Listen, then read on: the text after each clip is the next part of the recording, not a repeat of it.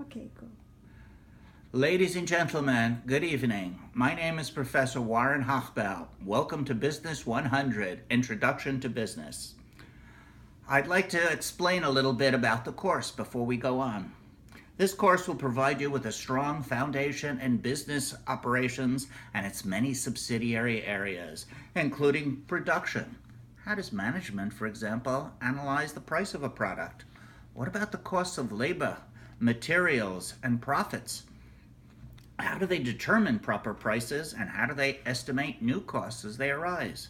What about marketing? Who do we sell to? And should we advertise? And if so, to whom? And if so, where?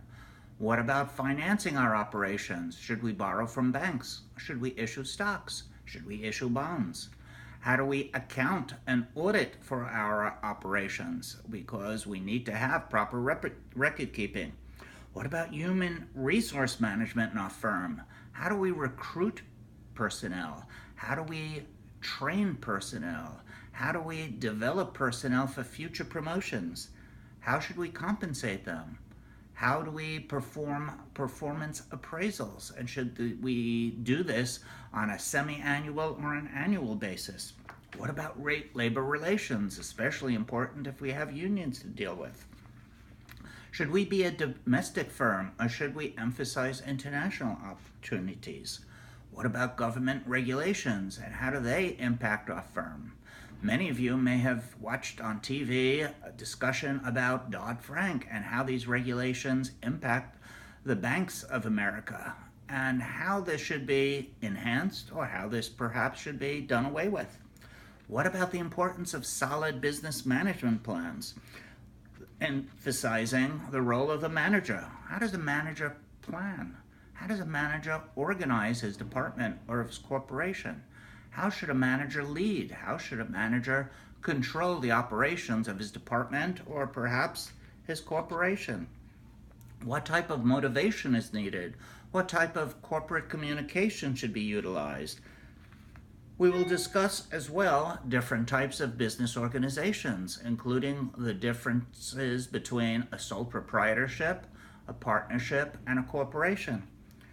Why do certain types of businesses lend themselves to different types of corporate business structures? We will discuss strategic planning, multinational businesses, as well as the importance of corporate governance, ethical considerations, and how they impact individual employee behavior, work environment, marketing, property rights, as well as international business considerations. In my classes, I like to emphasize the importance of public speaking. Every employee will be provided with the name of a business organization and will research and prepare a 10-minute lecture incorporating data on the firm's financial situation, including balance sheets and income statements, as well as production figures, marketing data, corporate leadership, and board of directors composition, including the number of female and minority members. Every student will participate, no one will be excused. It's only 10 minutes, and I'm sure you will benefit greatly from this. The class will be given both a midterm and a final examination, emphasizing essay-type questions. This will give you the opportunity to expand your thoughts, perhaps discover new age solutions to old age questions. Grading will be accomplished as follows: the midterm, 30%, the final, 40%.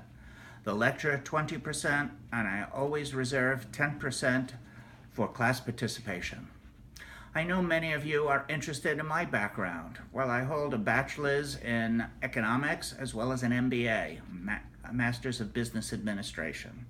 I worked in New York as a bank regulator, supervising at the end more than 40 employees involved in international banks, of which there are approximately 150 in New York City alone. This gave me the opportunity to visit many nations overseas and meet with senior members of management as well as senior members of the central banks abroad. And there are different methodologies used overseas in looking at similar problems to what we face in the United States.